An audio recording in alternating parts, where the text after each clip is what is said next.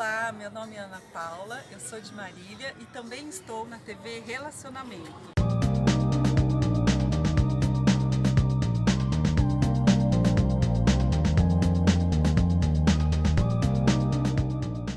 Olá, internautas, iniciamos mais um quadro Gestão Executiva e hoje nós temos aí como convidado um profissional do mais alto gabarito e vamos falar sobre administração e gestão de empresa.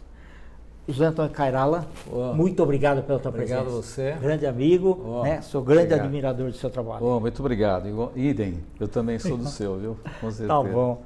Cairala, conta um pouquinho para os nossos internautas, um pouquinho sobre a sua vida, a sua carreira, tá? E também por que você escolheu a carreira. Ok.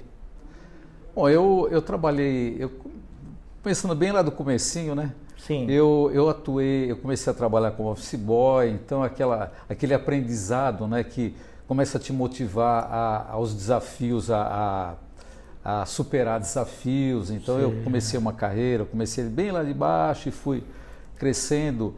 Então, para resumir, eu fui executivo de 4 grandes empresas, que eu trabalhei nas Páginas Amarelas, que foi uma grande escola para mim, né? Da Gilberto Uber. Gilberto Uber, exatamente, né? Que era...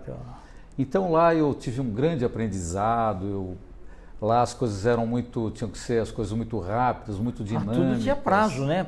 Exato. Tudo tinha prazo, Então tudo lá era muito dinâmico.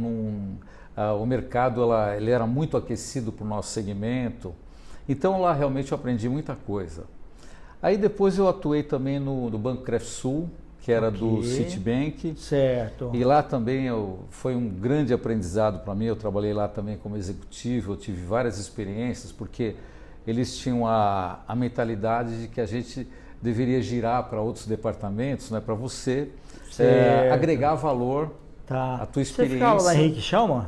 Na Henrique Schaumann. Isso, tá. Eu comecei lá na Alameda Santos, depois nós fomos para Henrique Schaumann. Certo. Bonito prédio lá, né? Muito bonito prédio. Foi o Crédito Caruzu também lá. Isso. E o Crefsul, ele teve uma história que lá atrás, acho que grande parte dos andares do Joelma era do Crefsul. Era do Crefsul, né? Exato, sim. Até tem algumas histórias que eles contam lá daquele tempo que elas são até interessantes, até como um case, né? Tá. Diz que tinha durante o incêndio do Joelma, então as pessoas corriam para o último andar, ficavam lá no último andar, e aí o helicóptero vinha, porque a escada Magiro já não chegava mais, e o fogo tinha se alastrado muito, né? E tem uma história que diz que todas as pessoas foram lá para o último andar.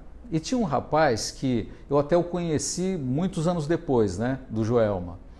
E ele ajudava as pessoas a entrarem no helicóptero. Então ele ia ficando lá, ajudava as pessoas, formava fila, organizava. E as pessoas iam entrando no helicóptero e ele ia ficando por último.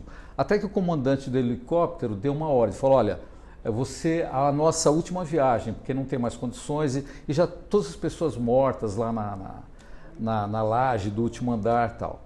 E essa pessoa, ele falou: bom, antes de eu subir no helicóptero para a gente ir embora, eu vou ver se tem alguém vivo. Então o pessoal jogou muitos pacotes de leite, sacos de leite lá para que as pessoas tomassem, para não... Por causa, né? Intoxicação, correto. Perfeito. E esse rapaz teve uma iniciativa. Ele pegou os sacos, ele quebrava o saquinho e jogava no rosto das pessoas caídas para ver se tinha alguém vivo. Ele jogou o saquinho, jogou leite numa pessoa, a pessoa reagiu, né?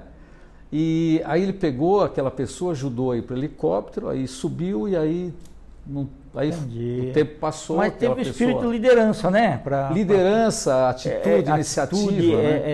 A frieza para enfrentar uma situação. Né? Ele ajudou várias pessoas e essa pessoa também. Aí essa pessoa que foi salva por ele passou por várias cirurgias, ela teve várias queimaduras e tal. E anos depois ela voltou para as atividades normais dela. Ele era um diretor, né? E aí num certo momento passou um facão, né? Que foi um corte, e esse diretor acabou colocando essa pessoa que o salvou na lista de corte. Então ele foi dispensado por ele, né? Entendi. Interessante que eu na minha época, eu perguntei, puxa, mas você não ficou chateado, né? Puxa, você salvou a vida dele. Ele falou, não, eu fiz a minha parte, ele está fazendo a dele. Certo. Né? Ele enfrentou como profissional mesmo, né? Totalmente. Ele falou, não, eu entendo. Naquele momento eu fiz o que estava no meu coração fazer, né? E agora ele fez o que o cargo dele exigia que ele fizesse. Certo. Então, para mim, isso foi um case, né? Que os dois se sentiram corretos dentro das suas decisões, né? Isso, e então, para separar o lado pessoal do profissional, sem dúvida. Exatamente, separaram bem, né? Então lá no CraftSuit nós tivemos vários desafios e foi um aprendizado muito grande para mim. Eu tive uma experiência também no Grupo Senec, na Camargo Correia, que eu atuei no Senec, que era uma empresa da Camargo Correia também, uma empresa também muito moderna, com uma gestão bastante moderna, atuante, né? Tá. E eu tive uma experiência no Grupo IOB, também como executivo na área de marketing e vendas. Que era informações objetivas. Informações objetivas. Aqui no Paraíso, no mesmo, Paraíso, né? Bernardino de Campos, né? Exatamente. E tinha também uma unidade na Lapa, né? Sim, exato. E acabou sendo comprado pela Thompson, né? Correto, foi comprado pela... Eu fui lá na Lapa também. Lá. Na Lapa também, né? Isso, tá certo. Então lá também eu viajei muito pela IOB, nós acompanhávamos todas as unidades, né? Da IOB. E aquilo que era a Bíblia, ou seja, as leis eram atualizadas, virava o boletim e ia para as empresas que assinavam. Exatamente, isso mesmo. Mas era um amparo, né? Como não existia internet, não existia nada, você tinha a lei da Constituição, e quando saiu de diário oficial, você lia lá, mas às vezes não sabia interpretar. Exatamente. E lá os advogados interpretavam à luz da lei. Isso. Mas uma linguagem que o executivo entendia. Correto. Porque ele precisava interpretar a lei e aí a pessoa, às vezes o empresário não sabia como usar aquilo, se a sua empresa deveria pagar aquela taxa, que taxa deveria pagar. Então, eles acabavam interpretando isso, dando uma assessoria. E tinha a parte da IOB Cursos também. Ah, verdade. Então, a gente viajava pelo Brasil todo fazendo uma aproximação com a comunidade local, né? Bacana. Então, nós fazíamos lançamento de produto e sempre acessando a mídia local, rádio, jornal, TV local. Então foi uma experiência bastante grandiosa. Bacana. E eu acho, cara, se me permite o seguinte, em cada uma dessas empresas que você trabalhou, a intensidade foi tão grande que é como se você tivesse vivido 4 vidas profissionais. Exatamente. Bem e essa mescla aqui que faz bem. Às vezes a pessoa entra numa empresa pública, fica naquele cargo até se aposentar. Quer dizer, não sofre evoluções, não sofre desafios novos. Correto. Interessante o que você está falando, é verdade, porque eu mudava de uma empresa para outra através de convites de amigos, que eles trabalhavam comigo numa empresa, vamos para uma outra empresa, isso é um desafio grande para nós lá e tal. Então, essa mudança sempre agrega muito valor para você. Exato. Né? E faz bem também, né? Muito bem.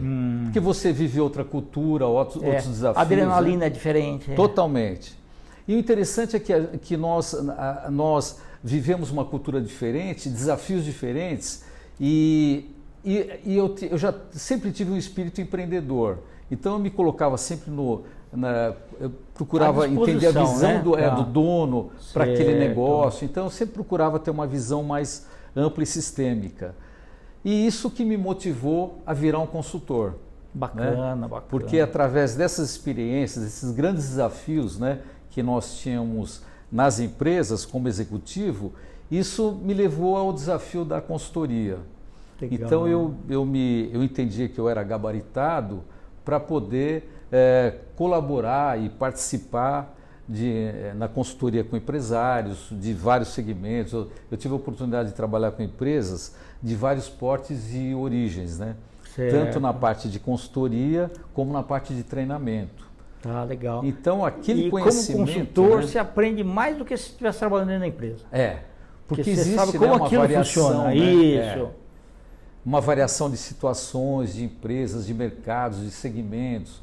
E a minha atuação é sempre voltada, eu sempre faço um trabalho, antes de qualquer coisa, eu conheço o segmento, né? Eu faço um diagnóstico, e a partir desse diagnóstico que nós recomendamos soluções. Então, é um trabalho bem estruturado nesse sentido. Então, cada diagnóstico que você faz, para uma empresa ou para um segmento, você aprende muita coisa, né? E fazendo um paralelo, um diagnóstico de gestão de uma empresa é como se fosse um médico fazendo um diagnóstico. Se ele acertar o diagnóstico, aquilo está tudo ok. Né? E flui, dá o remédio certo. E o bom consultor também tem que fazer isso. Claro. Tem que pegar o diagnóstico e dar o remédio certo. Aí. Correto. Por isso que um bom diagnóstico é essencial, né? Você entender exatamente qual é o problema, qual a situação, para fazer a recomendação mais adequada. Tanto em consultoria como em treinamento. Exatamente. Né? Porque muitas vezes é o seguinte, no plano médico, aquilo lá dói. Mas às vezes para a empresa dói também. As mudanças. Porque assim, principalmente empresas muito tradicionais, que não, sempre foi feito desse jeito aqui, vão continuar fazendo assim, e às vezes você tem que fazer uma mudança. Correto. E essa mudança não é muito bem percebida muitas vezes.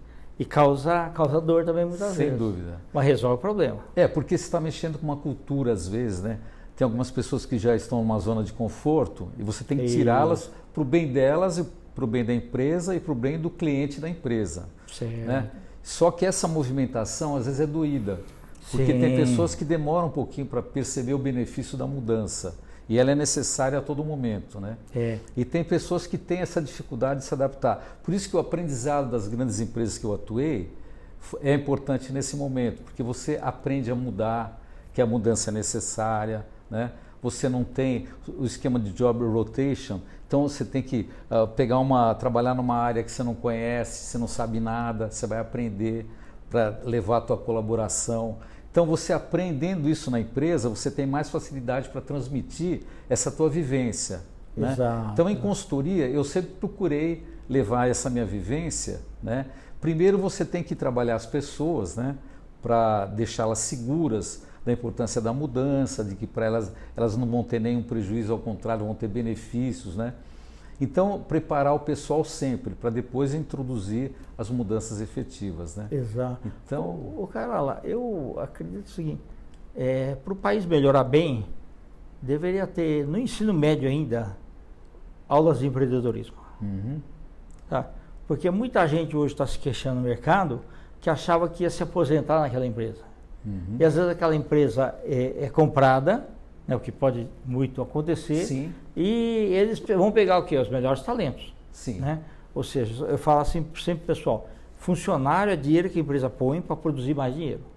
Se for para empatar ou para perder, ele não contrata. Ele vai aplicar o dinheiro em outras coisas. Claro, né? Verdade. Então, eu sempre falo assim, dá uma pensada se você dá lucro para a empresa.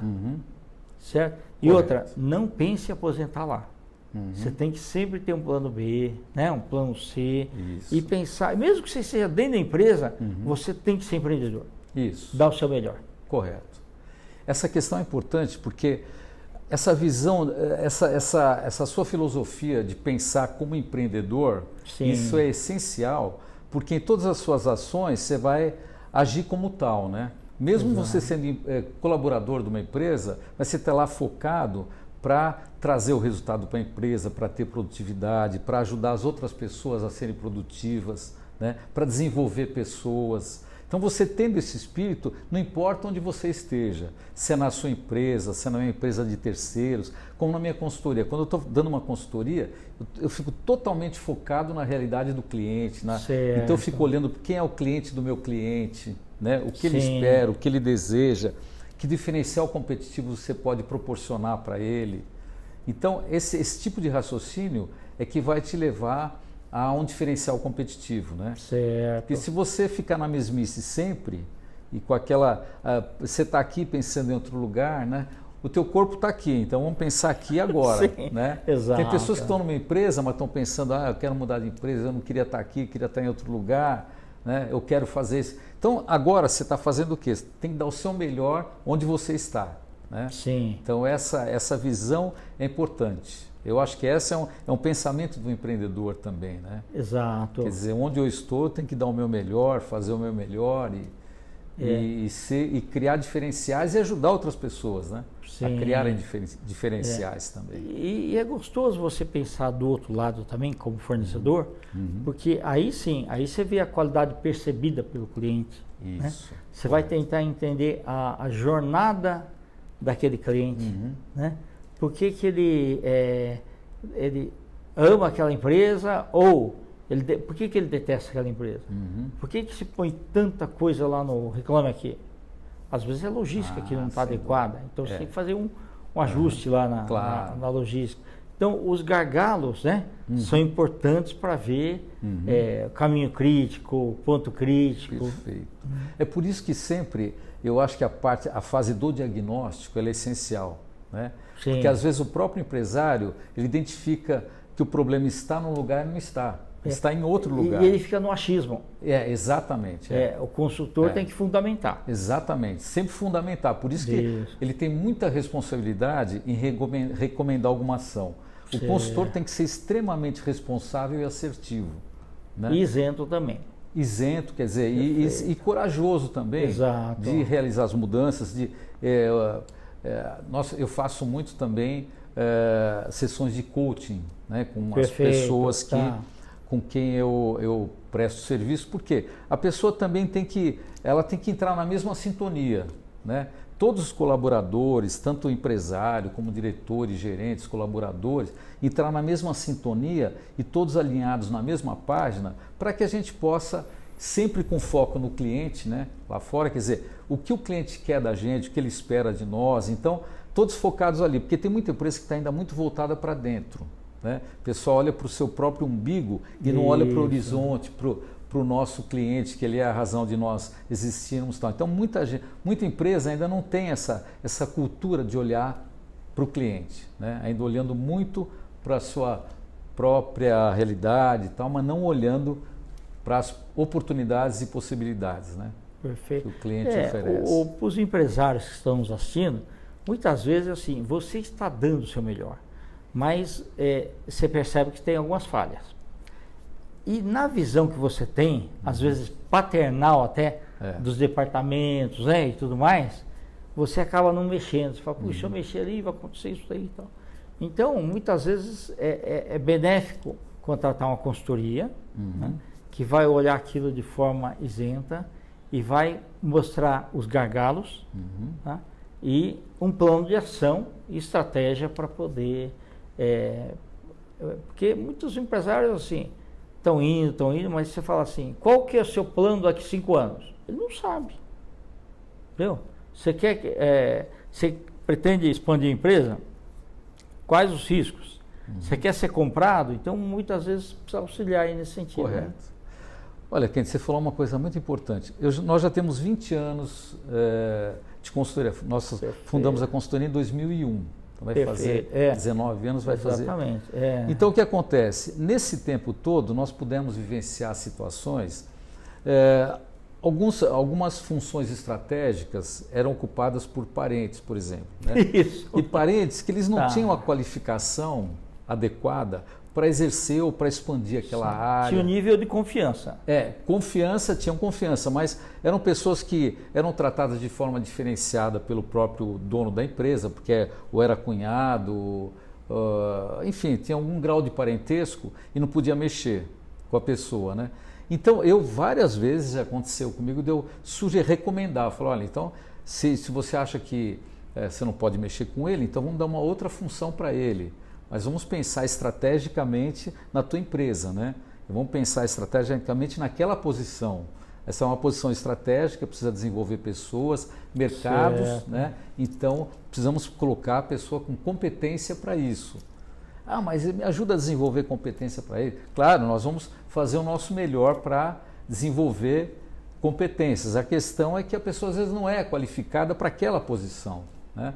Até ela não tem vocação para aquilo. Ou ela tem resistência a aprender, né? Tem pessoas assim também. Existem pessoas assim, né? Como tem um grau de parentesco, ela fala, bom, ninguém vai mexer comigo, então a pessoa faz horários diferentes, às vezes dá mau exemplo para outras pessoas, né? Verdade. Então isso acaba impactando também. Como a maioria das empresas são empresas familiares, Então, eu acho que o profissional, o empreendedor, ele tem que pensar muito nisso. Se ele quer ajudar um parente, ele pode ajudar talvez de uma outra forma, né? Ou colocando numa outra posição, mas não pessoas em posições estratégicas e que não são preparadas para aquilo ou não têm vocação para ocupar aquela posição. Tem empresas que fizeram o seguinte, por exemplo, estava atuando daquele jeito, contrataram uma consultoria e quando a consultoria colocou a situação, isso daqui vai ser muito difícil mexer. Não podemos tirar o poder dessas pessoas. Então, assim, ia ser complicado. Aí o que fizeram? Passa para o conselho de administração. Aí promove esse pessoal para o conselho de administração, certo? Mas põe outros executivos lá, mais qualificados. Correto. Aí eles vão continuar ganhando lá, vai opinar, vai não sei o quê. Mas quem toca a empresa é o pessoal estratégico. O pessoal realmente qualificado. Perfeito. Então muitas vezes aí não melindra ninguém. Né? Quando a empresa fica grande, né? Você vai fazer isso. Eu sou vice-presidente do conselho, né? Sou diretor do conselho e tal. Mas você não é mais diretor comercial. Né?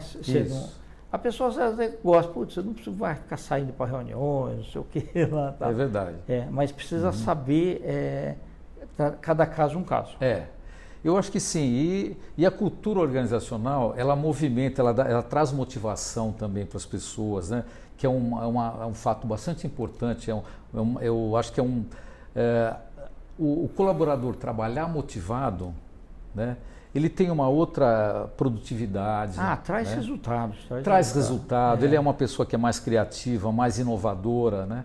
Agora, quando a pessoa vê que a cultura não prestigia também pessoas inovadoras, motivadas, não, prestigia mais quem é parente ou pessoas menos qualificadas, mas que sabem agradar mais. Então, aí é que entra a questão da meritocracia, né? Sim, exatamente. Então, eu vi várias situações em várias empresas, então você compara cultura organizacional. Eu acho que a questão de ética dentro da empresa é algo bastante importante também, né? Comportamento ético dos colaboradores, das lideranças também, né? Então, tudo isso faz muita diferença no resultado final. Então, quando você fala que um investidor quer colocar dinheiro numa empresa ou num negócio, ele vai avaliar o quê? A questão da produtividade, a questão do resultado. E o resultado a gente dá com pessoas comprometidas, qualificadas, motivadas, com uma cultura que impulsiona o colaborador, né? Para ele experimentar outros desafios. Né? E hoje, Carla, antigamente era o seguinte, a empresa valia pelos ativos que ela tinha, os prédios, né? Hoje a empresa, um dos itens que o comprador vê é qual a rentabilidade por funcionário. Então você vê a rentabilidade da empresa, divide pelo número de funcionários. Aí ele tem um termômetro de se está inchado, se não está, se precisa melhorar processos, né? Então é interessante. Carla, nós estamos aí nos instantes finais, né? Você tem uma riqueza muito grande de informações, a gente pode marcar um outro bate-papo, né? Um prazer enorme. Aí eu queria saber se você quer deixar uma mensagem para os nossos internautas, principalmente aí os novos gestores, e deixar seus contatos também. Claro. Bem, eu acho que em toda atividade que a gente exerce, nós devemos fazer sempre com muita harmonia, né? Harmonizar interesses. Nós temos que ter muita ética, uma postura bem profissional, e no nosso caso de consultor, nós sempre primamos pela responsabilidade em recomendações, porque nós estamos envolvendo uma série de variáveis, né? Então, eu acho que o empreendedorismo é algo sensacional, a inovação, eu sempre sou bastante favorável, mas a gente, quando vai mudar com cultura, deve ter cautela, fazer cada coisa no seu tempo, que é sempre ponderar, né, ações, para que a gente não faça nada que depois tenha que voltar para trás, ou por falta de planejamento, ou por falta de alguma ação não pensada, não tão bem pensada.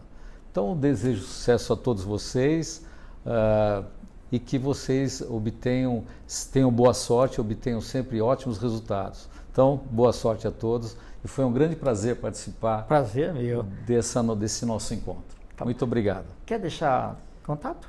Ok. Meu contato é Kairala, é Kairalla, treinamento.com.br. Ok. Internautas, com os agradecimentos a esse grande profissional e grande amigo Kairala, nós finalizamos mais um quadro Gestão Executiva. Um grande abraço e até a próxima.